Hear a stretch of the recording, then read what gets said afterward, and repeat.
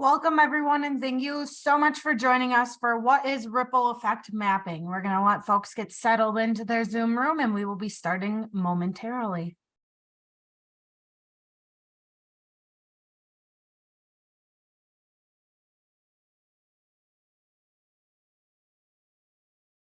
Again, welcome and thank you so much for joining us for what is ripple effect mapping with our presenters, Sera and Debra Hansen. Today's presentation is brought to you by the Great Lakes PTTC and SAMHSA. The Great Lakes ATTC, MHTTC, and PTTC are funded by SAMHSA under the following cooperative agreements. The views expressed in this webinar are the views of the speakers and do not reflect the official position of DHHS or SAMHSA. This is just a reminder that the PTTC network uses affirming language to promote the application of evidence-based and culturally informed practices. We do have a few housekeeping items for you. If you are in need of any technical assistance, please individually message me, Alyssa Kuala, or Jen Winslow in the chat section, and we would be happy to assist you. If captions or the live transcript would be helpful, please locate the captions option in your Zoom toolbar.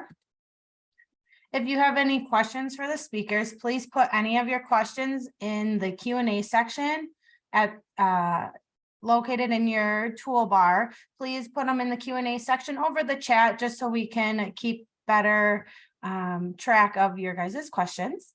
At the end of the webinar today, you will be redirected to a very short survey, and certificates of attendance will be sent out via email to all who attended the session today in full, along with the recording and presentation materials can be found on the PTTC website after the training, and please allow up to 1 week for us to process the recording. If you would like to stay connected with the Great Lakes PTTC, follow us on our social media. We have Facebook, LinkedIn, YouTube, and our podcast channel, Anchor. I'm super honored and excited to hand this over to our presenters, Sera and Debra Hansen. Thank you both so much for being here today. Thank you very much, Alyssa. I'm very happy to be here. I am Debra Hansen, and I work for Washington State University Extension out here on the West Coast. But I grew up in Minnesota, so I'm very happy to be part of the Midwest team today. I'm also very excited to talk about ripple effects mapping. It's a tool that I invented about 12 years ago, have been using it ever since. And every time I use it, I get chills with some of the stories and the ways that it impacts the groups that we ripple map and the information that we can find. So our goal today is to give you a taste of what ripple effects mapping is, kind of like walking up to a restaurant and saying, is this the restaurant I want to eat at? This tool is really engaging for people, but it might not be the right tool for your group or you personally as a program manager or facilitator. So today is all about what is ripple effects mapping. I'm going to hand over introductions to Rebecca and let her introduce herself, and then we'll get rolling on our journey. Thanks, Debra. My name is Sera. I am now a federal employee. I used to work with Debra at Washington State University, and so I moved east and very much missed the West, but I've been in Virginia for about the last 18 months or so. However, ripple effects mapping was the favorite part of my previous position, and so I have been lucky enough to be able to continue it. So as Debra said, we're excited to be here to give you a flavor of what this tool does and why we are so excited about it.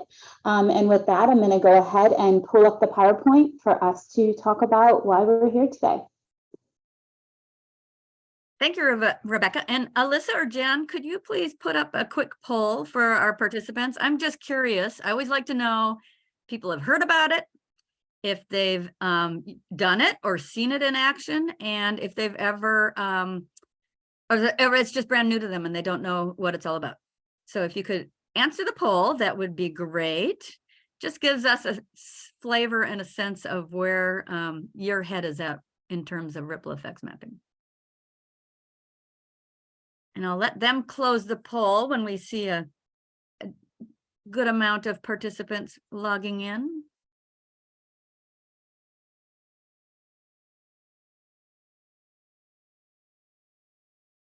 Great, we've got some rookies here that have never seen it. This will be all new to you, and that makes it fun. So Like I said before, I really like talking about ripple effects mapping and showing it to people on how it works. It's a tool that if you want to use it, we have all the tools to help you use it. So I hope you enjoy the presentation today. And we'll get started right now. Rebecca's going to pull up the slideshow. Okay, now I'm going to make a couple assumptions here that you're here in the room because you do evaluation, or you participate in evaluation, or you're going to be doing it, because this is a tool to understand the outcomes of your work. So let me ask you a question, and you don't have to answer this, just in your head. Do you ever feel like this after evaluation? Like I said, I am not an evaluation specialist. I'm a community development person. I love group participation. I love team building exercises. I don't love evaluation, and I never feel like this in traditional evaluation methods. I do surveys, of course, because I know they're important, and I do stakeholder interviews. I do all of that because those are tools in the tool belt to use, but I don't ever feel this happy about it. So this was an actual ripple effects mapping event that we conducted, spontaneous photo from the people that got to listen to the stories of the people that they were trying to find out information from. So the challenge that we have with a lot of our work, and I do, like I said, I do community development work. So prevention work in communities, I do a little bit of that, actually starting to do more of that. I understand how complicated it is to show the impact of your work because it may not be evident for a very long time. You're doing work that is either prevention early or prevention in the middle or with large groups of people. You don't know what's going to happen. This photo of kids was a gardening class that was taught to elementary school. We have no idea whether these kids are going to go on and be gardeners or horticulturists or eat better. All of those kinds of ripple effects from this particular training, we may not know for a long time without a tool like ripple effects mapping. So the questions we are often asking ourselves, and because I do this work, our stakeholders and our funders and our elected officials, everybody in our community are asking, are we making a difference? If so, how many ways? What good are you is sometimes what people actually ask me. And ripple effects does give you stories, rich, great stories about the kind of work that we're doing.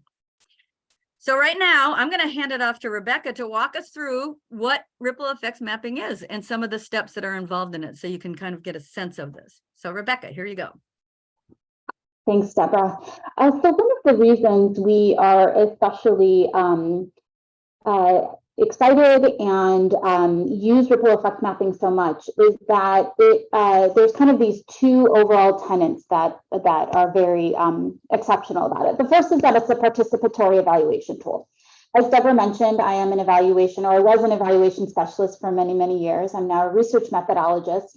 And so a lot of the work I do, I'm often trying to collect information from people in a variety of ways. And we obviously have a lot of tools that we can choose from. You know, we can choose from focus groups, we can do surveys, we can do online surveys, we can do in-person interviews. There's a whole breadth of options out there.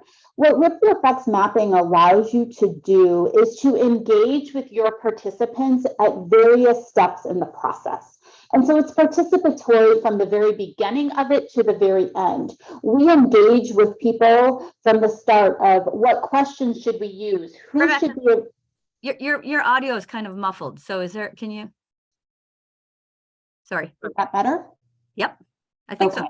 I moved my speaker. Thank you for clarifying or telling me that it wasn't as clear as it could have been. So as I was mentioning, one of the participatory aspects of it is that ripple effects mapping is participatory throughout the entire process. So we will often ask people from the very beginning what types of questions that they want to design and who should be at the table, whose opinions and stories are we looking to collect. And then obviously during the actual ripple effects mapping itself, it's designed around listening to people's stories and what matters to them. And then as we go through and we get to the coding and the reporting, we check back, we do member checks to figure out, did we capture the information the way you were expecting? Are there things here that don't make sense? So from the very beginning to the very end, it's participatory. This is the only type of tool that is truly participatory that I'm able to use in that way. If I'm designing a survey, it's often something I may work with a team on, but we're usually not engaging with the participants themselves. And that goes for the other types of evaluation tools that I typically use. Another really excellent thing about ripple effects mapping is that it allows us to collect both intended and unintended results. When we're designing questions, we're often very intentional about the types of questions we ask because we are looking to get certain information from people. And those are typically the intended things that we expect. However, ripple effects mapping allows us to do things in an open-ended way, so we often find out things that we didn't necessarily know. And so that's very useful as an evaluator because what we don't know, right? And so when it comes out in the ripple effects mapping, it makes it that much more exceptional and exciting to be able to share with funders or with whomever, because it wasn't something that was necessarily expected, or perhaps the program wasn't designed to even get that. However, that outcome was achieved. And so hearing about it is really great. So that you're, like I said, you're able to get to kind of both the intended and unintended aspects.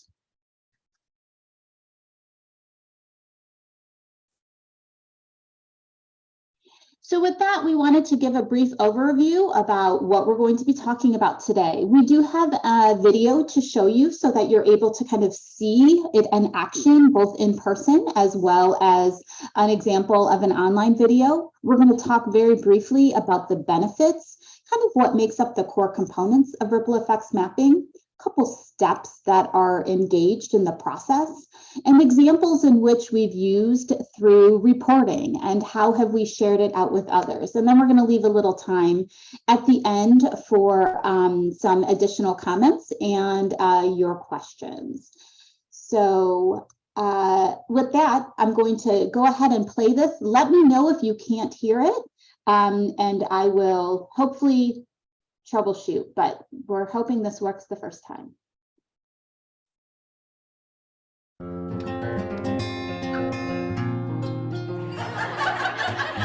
I can see some of them are like this. Oh, let me talk. I want to make sure that everybody in the front row gets this. She's front row too. She's we could have pulled up another chair. Ripple mapping is about telling stories. Telling stories is a really powerful way for people to relate their experience, for others to jump in and understand that experience. Because of the relationship with the Peninsula Food Coalition, I started doing some initial recipe demos at the Port Angeles and Squim Food Bank.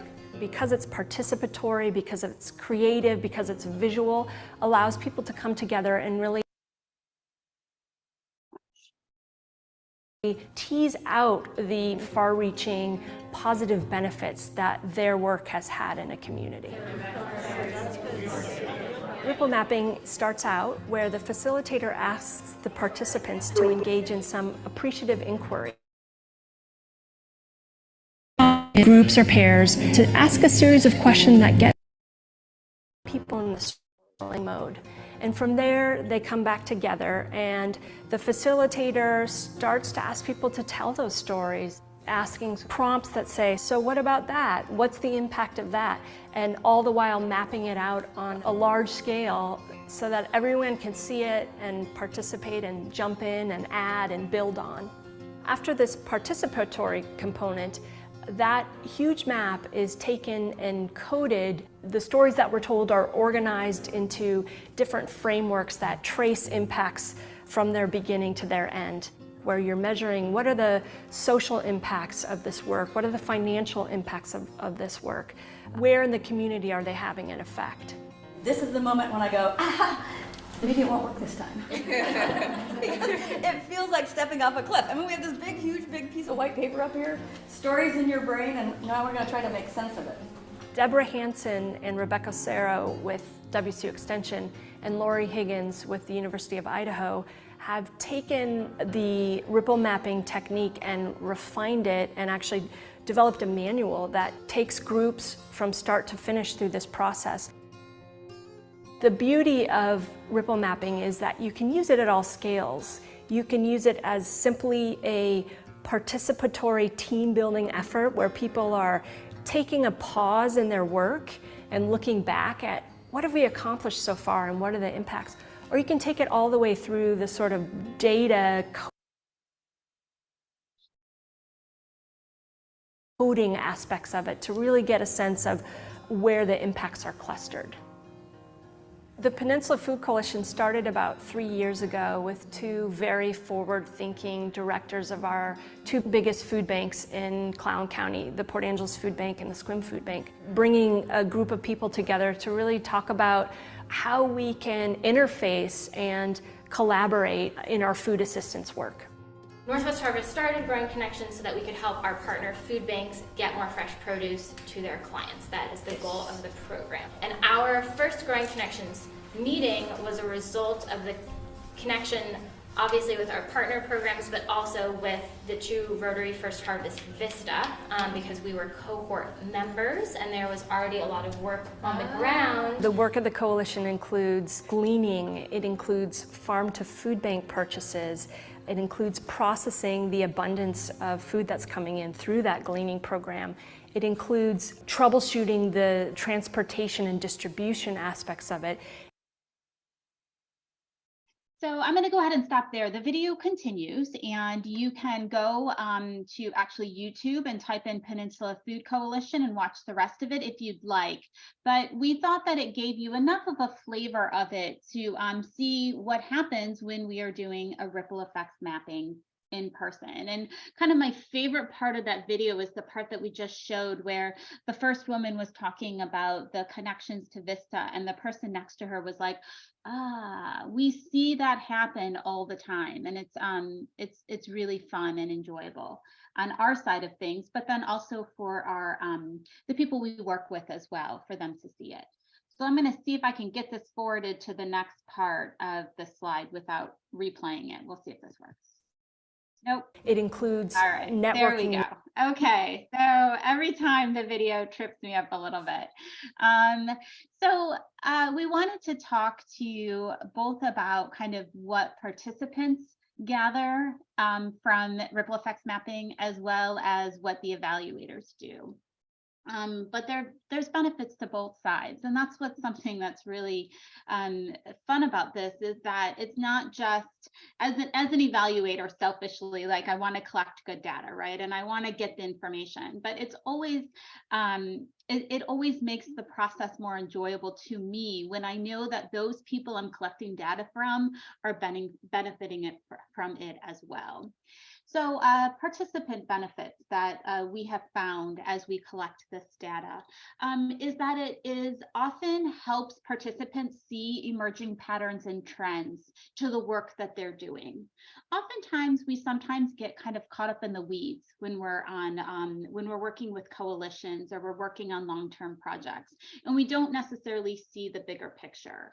And so it helps participants kind of see things that have been happening in the past, as well as connecting them to a larger purpose. What is the overall reason that they do the work that they do? Ripple effects mapping helps to remind people what they're in the room for, what has been accomplished, and allows them to kind of reflect and grow on the type of things that they've been doing, as well as give them a little bit of some ideas of perhaps steps for the future.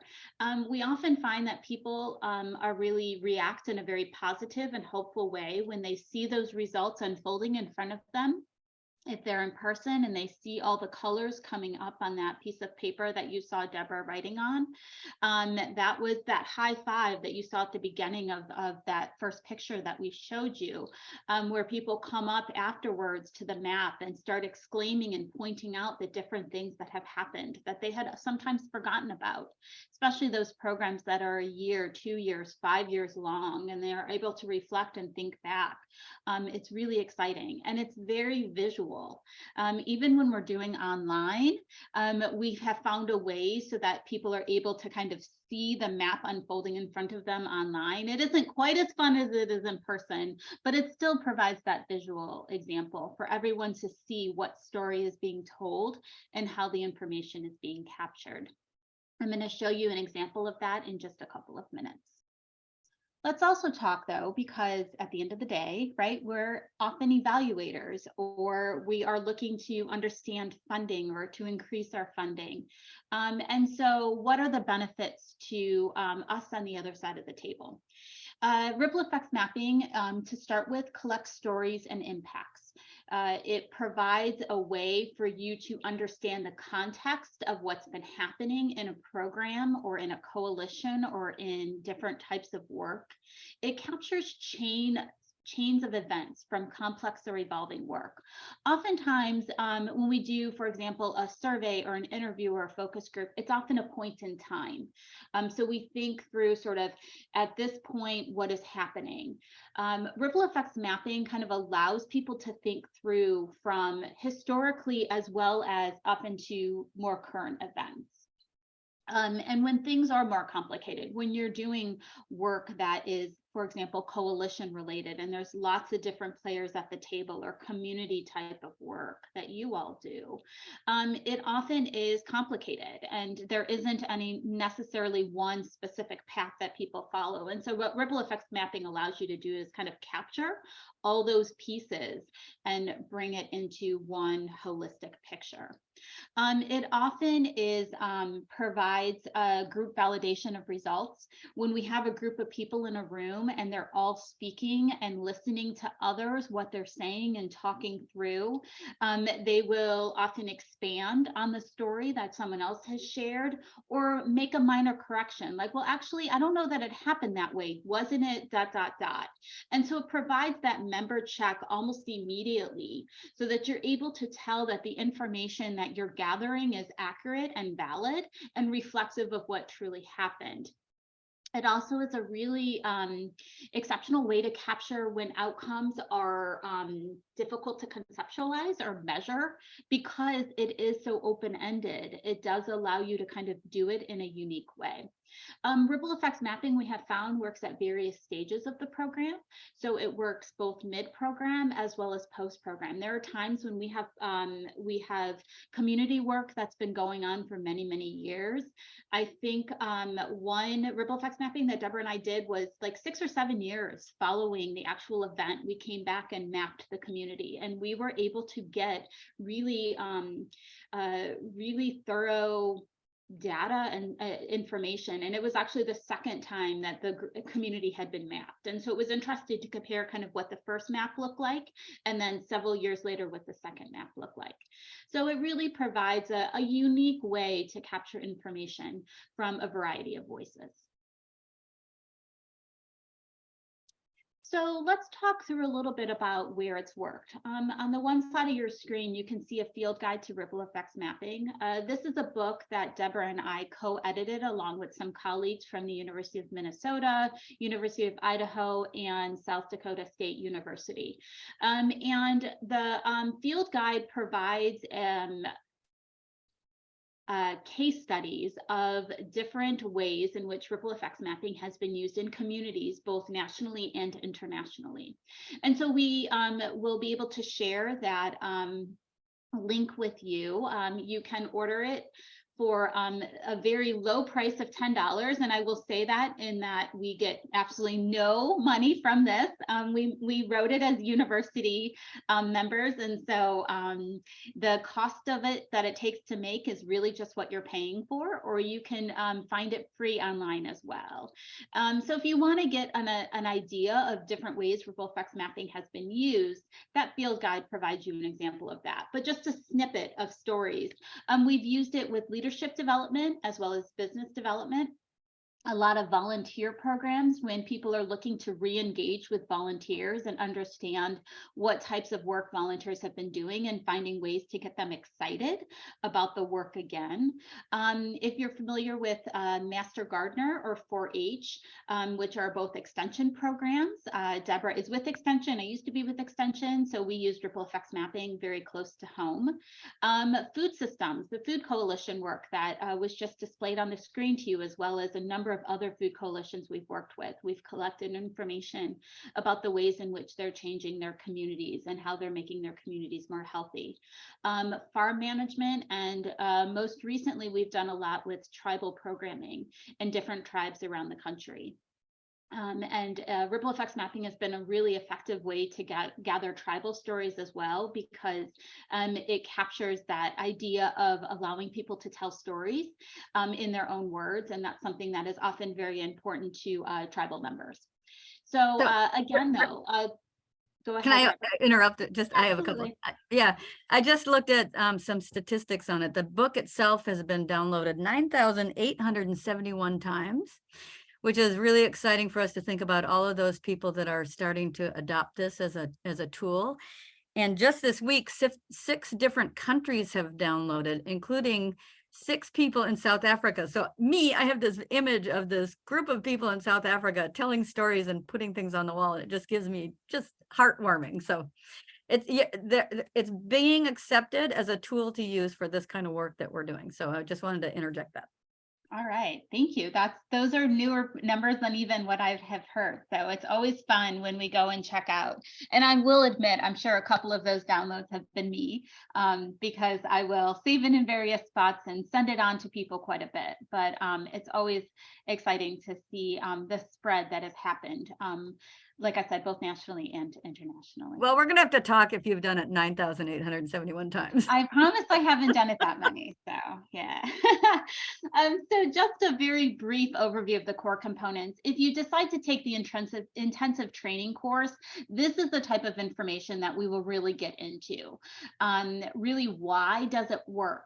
What is it about ripple effects mapping? What's that secret sauce to it? And what we have found is that these 4 particular components, the idea of using appreciative inquiry, the fact that it's participatory at all stages of the tool, the idea that we use a group interviewing and reflection technique, and that we encourage radiant thinking. Those are kind of the pieces and parts that make it work as well as it does. And again, we'll get into those details during the actual course, but we wanted to give you an idea of sort of what makes up this recipe that we're talking about. So one of the first things that is important to this process is that we gather data through appreciative inquiry. And appreciative inquiry is really positively framed questions. And so we will use either positive or neutrally framed questions as part of our small group interviews. And so we might use something like, when thinking about your work, what makes you the proudest? Or what changes have occurred as a result of your work? I spoke a little bit earlier about this idea of gathering sort of those intended and unintended outcomes. These types of questions are what enables us to get to those unintended things. The information that the outcomes that have occurred that we don't necessarily know about, these questions kind of help us capture it. The second part of that's important is this idea of how we gather and map the stories. So I just showed you an example of Debra doing a ripple effects mapping with the Peninsula Food Coalition on the western side of Washington State. However, as you may have heard, COVID occurred and stopped us from doing things in person. And so what we needed to do was find a way to continue this work and do this I know there's some tears coming up my screen right now. And I agree. I very much miss the in-person. I've only had the opportunity to do a single in-person ripple effects mapping since the end of 2019, beginning of 2020. And it's something I very much miss, but I'm excited to say that we did find a way to do online ripple effects mapping as well. And during the intensive training course, we'll talk you through how we do the in-person as well as how we do the online. So I'm going to give you just a little bit of a flavor of it now. And to set this up, this was we were working with a group from the Motor Cities area, which is in Michigan. This group was working on they were part of a national heritage area. And so the story you're going to hear is how they decided to gather information themselves and some work that they were doing as part of photojournalism that was happening. And so this group was looking to better understand all the ways in which they had changed and moved and created opportunities in the community around Motor Cities and the historical aspect of Motor Cities. So kind of trying to understand all the ways in which Michigan has been changed by being on the forefront of the cars, Ford, REM, all those things that were developed. So with that, I'm going to go ahead and let you listen in just a sneak peek here of an online ripple effects map.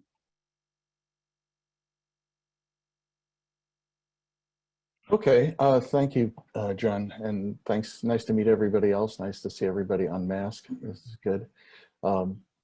Well, I think the thing that I'm most proud of is the Motor Cities Lansing group itself, and the ongoing activities of that group as it's moved forward. I'm the beneficiary of an activity that was conjured up through people involved with that. And that was the Local 602, UAW Local 602 Oral History Project, which involved, John can speak more about this, about the generation of it.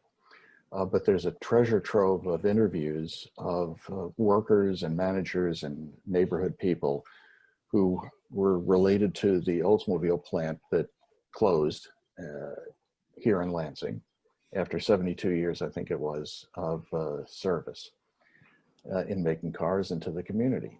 And somebody had the bright idea of interviewing the people who worked there and who managed it and who also lived in the neighborhood about their relationship to each other and to the plant and to the city of Lansing and so forth. And as part of Motor Cities activities and the local groups activities, there was the interviews were deposited at the Michigan State University Library. They're organized by Kevin Baird, and I think John also had a hand in that as well, and a couple of other people from the Michigan Oral History Association. And I stumbled upon these things and just became addicted to listening to them, and realized that there were no photographs. I'm a photographer. I teach photography at Michigan State University. And I contacted John. I said, hey, you know, there's no pictures. Where are the photographs of the people who did these interviews? And John said, well, you know, why don't you take some? You know, John, you can never ask John a question without getting a good job out of it. And he gave me a great job. And so John connected me with other people, Kevin and so forth, and Bill Reed of UAW Local 602 president. And I set up a little photo studio in the local, in the Union Hall, also at Michigan State. And I made portraits of the people. And the original intention was just simply to put them in the library with the oral histories. But what I did after that was working with the interviewers and with Kevin and John, edited significant portions of those interviews to synthesize a story that was unique to that person, but also related to everybody, lots of other people as well. So the first day at work, for example, is a classic, and others. The first woman pipe fitter, and others, and more ordinary things, the retirement day, or the people that lived in the neighborhood. And I edited together the fragment from the oral history with the photographs, put them together as a display that I got a grant of support from Michigan State University to finalize. And it is now a portable display with a giant TV screen that can be taken to local 602. It can be taken to high schools. It can be taken to anywhere through the R.E. Olds Museum, which is where it's housed. It's part of the permanent collection down there. And so that's, in a nutshell, I don't know if I've described it sufficiently for you, but there are 42 portraits and 42 stories that someone can scroll through, or someone can just sit there and watch them all and bring some popcorn and listen to people tell their stories about local 602, the Oldsmobile plant. And, before you run, Peter, talk about how that influenced your work. So we'll go ahead and pause it there. Again, as you can see, this is an interesting example of how someone talked through the creation of what became a photojournalism project that has now been shared around. It's actually a traveling display, and it originally was for the museum, but it's traveled around to different schools and different colleges. And so it's really telling a story about the effect and the impact that this group has had. And we wouldn't necessarily have captured that had we had a survey asking about what have they done for the group. The fact that we were able to really kind of talk through the different pieces and see the story shared throughout has been was interesting and fun. You didn't hear the moderator ask a lot of questions during this, but if at any time during the process we feel as if we need to direct the conversation in a certain way, then the moderator or facilitator would step in and be able to do that as well.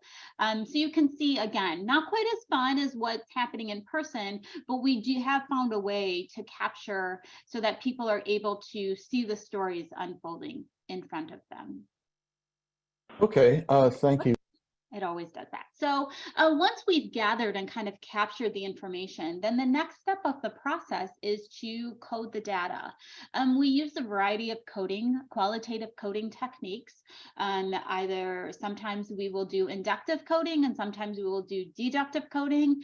This example up on the screen isn't necessarily one for you to focus on. It's just the idea of what we will often do is take the information and figure out how to understand and use it in a way that is more useful when it comes to sharing with whomever our audience makes the most sense, whether it is funders, whether it's with community members, whether it's back with our own colleagues, or perhaps if we work for a university, it might be with if we need to share it with the president or other people in the community. Debra often will do a lot with her own groups of people and her commissioners within her community, so that she's able to show the work that's been funded and the impact that it's had.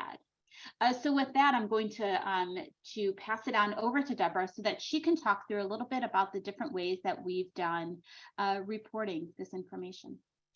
You bet. Thank you very much, Rebecca. I always see, I like ripple mapping. I love hearing the joy in people's voices when they talk about the things they're proud of. It makes me happy. I'm going to show you some examples of both the maps and what we have done visually with the data.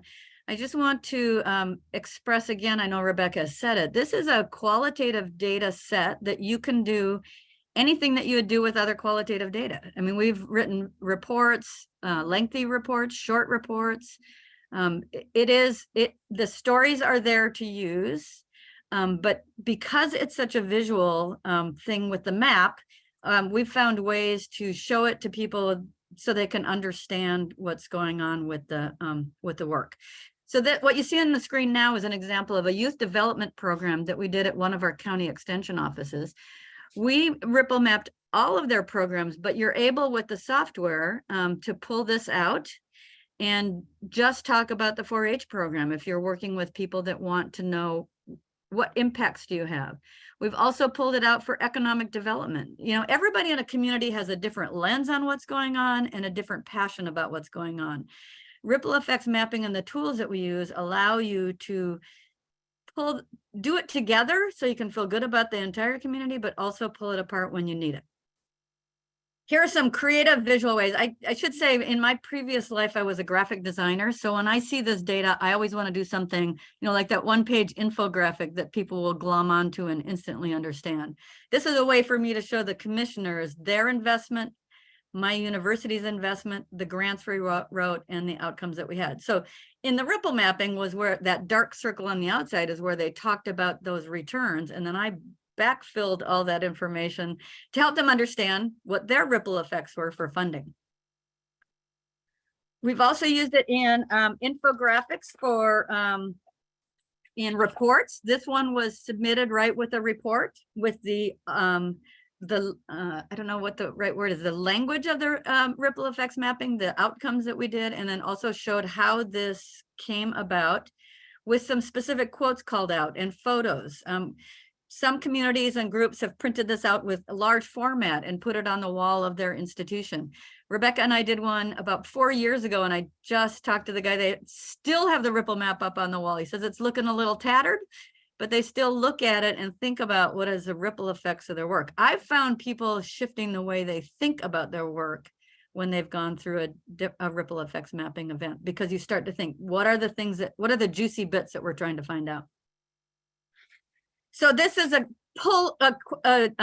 snapshot or a close-up of that particular map where we had the photo builds relationships and communities, and then the quotes. When you try to engage people in data, you want them to drop in where they're interested. The photos allow them to step in and then look at some of the outcomes that happened. It's very engaging even when you get the data behind. I'll also show an example of how I used it at a fundraising gala. An organization had funded this food coalition with a Cool Pup trailer. And then as I was talking about the Cool Pup trailer and trying to help them understand the value of it, I created this PowerPoint that as I was telling these stories, these bubbles popped up. I mean, you can animate a PowerPoint and it shows that trajectory of a story that comes out as you're talking about it. Soon as I told the story this way, people in the audience raised money for 2 more Cool Pups within 10 minutes because they could see the Cool Pup and understand the value in their community based on the stories that we collected from the Hunger Coalition that did this. So you can wrap this into so many ways of doing this. We took each of the ripple maps that we did, printed them big, had them on the wall at the gala, and I saw some adorable Hunger Coalition food pantry volunteers take their families up to the map and say, here's my story. Here's where my piece of this story. So it allows them, like Rebecca said, to be engaged from the beginning to the very end about what kind of stories that they want to tell. So I want to share a couple participant quotes. This was that Hunger Coalition that started, and one of the quotes we got out of the ripple mapping was, we used to be afraid of each other and now we aren't. They're all in this room sharing checks that they got from an organization because they demonstrated how they're working together based on that work from the PowerPoint. So, I mean, it becomes this story that you can integrate into so many different ways. Another quote, this was from a group of 3 arts organizations that were trying to figure out how to come together and what their vision was for working together. They all had their own kind of silos of arts. And after doing this big ripple mapping, they said, we want a picture of this. And they determined that they wanted to increase tourism and enhance livability for the people that are already there. So they had a mindset change about the importance of arts in their community that they were then able to build on and create these bridges from group to group instead of operating in those silos. And really exciting work. I mean, these people love the art part of it. They were really excited about that.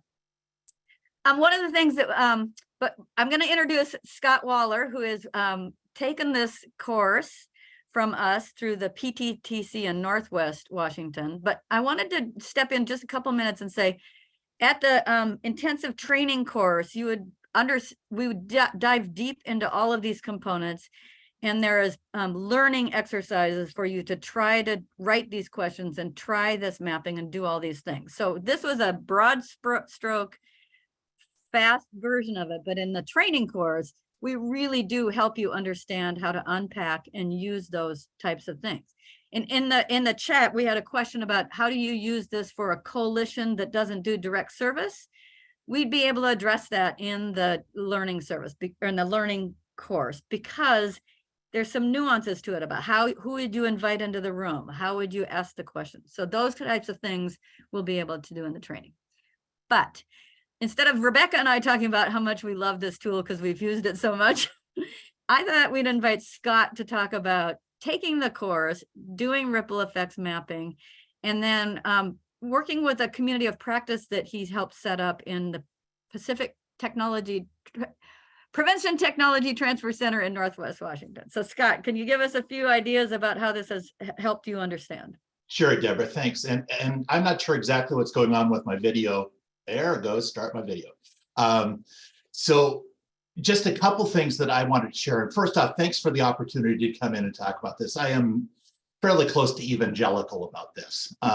I love this process because it actually involves engaging people where they love to live, which is talking about what's going on in their communities, what's important to them, what they're proud of. And folks don't like to brag, but they'll tell stories. And from those stories, you can gain all sorts of insight. So as Debra said, I took this particular training in September 2021, I think, something like that, and became really intrigued. My background is in community coalition work, and I'm retired now, but that's where I spent most of my life, either directly coordinating coalitions or providing technical assistance to coalitions.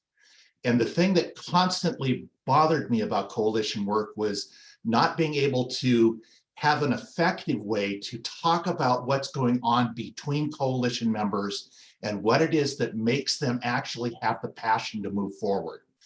It's just a critical ingredient in coalition work, but it's so hard to quantify and so hard to qualify. So that was kind of my, I don't know, curiosity about this was, could we build this into a way to do that? We worked with Northwest PTTC to develop basically a pilot to demonstrate whether we could do that. And we worked with 3 different coalitions. This was in 21, 22. We worked with 3 different coalitions. And I'm just going to tell you a couple of different experiences that happened from those that I found just eye-opening. One was a small community that was doing a positive social norms campaign, and their concern was, is this message actually being received by the community? Is it getting out there? I mean, that's the whole point, right? And we set up a ripple effects mapping event with them. We actually used the science of the positive model to map the ripple effects results. And we were able to show that, yes, they were getting penetration of their message into their community without having to stand outside the Safeway store and do intercept surveys.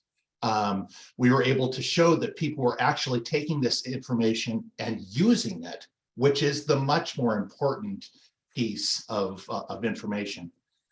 Another coalition that we worked with also wanted to know about their media stuff, and we did that. We asked a lot of questions about their media. We got a lot of information, but what really came up in the ripple effects event was the unanticipated results.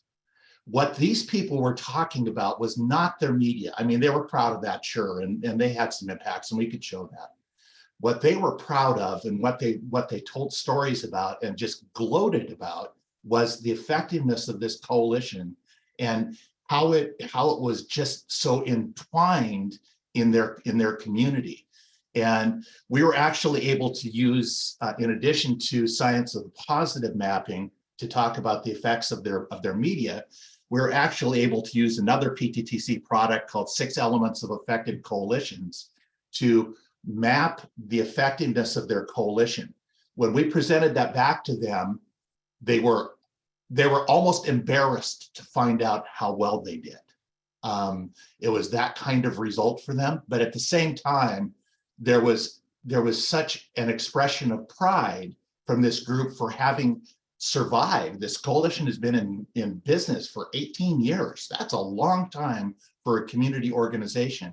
And they did it because of these strong ties and the ability to bring people on and have a diverse coalition that's representative of their communities.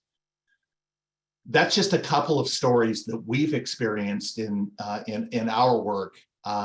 What I'm here to tell you is probably the central message is this is doable. This works, and it's relatively easy and intuitive to do. It's kind of scary at first, won't lie. Doing your first mapping of an actual event is kind of scary, but it's amazing how quickly you just fall into it and it just becomes something that you do. So I don't have much more to share other than, again, I'm evangelical. You could probably pick that up, but I also hear this, I also see this as a potential for showing coalition work in a way that coalition work hasn't been shown before, so that it can be appreciated for the real power that it has. Thank you. Oh, Scott, that was fantastic. And you probably didn't check the chat while you were doing, but you've already got some fan club members that want to talk to you outside because you're speaking their language, right? You have done it on the ground and know the value of how to adapt this and use it for your coalition work. So I'm thrilled that you were able to be here because we can talk about the tool and we've worked with coalitions, but to hear it from your words is really great.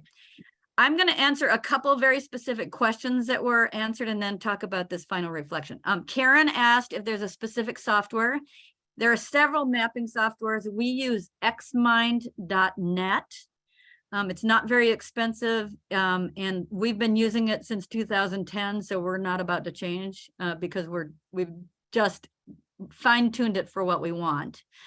And then, yes, you are able to put photos right into that xmind.net. There, you can do a lot of graphic stuff with the software itself, and we've not even explored all the abilities. There's even a way to do some kind of PowerPoint show that shows the ripples. I haven't figured out how to use it where I like it. I still use PowerPoint for that, but lots of ways to use the data. And what's great is you can cut and paste out of it. You can use it, put it into Word, export it to Word, Excel. Those are all kinds of things we will explore in the intensive learning course. I will tell you, we'll talk at length about what to do. And yes, like Scott says, there are several different kinds of mind mapping software. So if you're using one, by all means, that's not the tool that makes this magic. It's the process that knits it all together.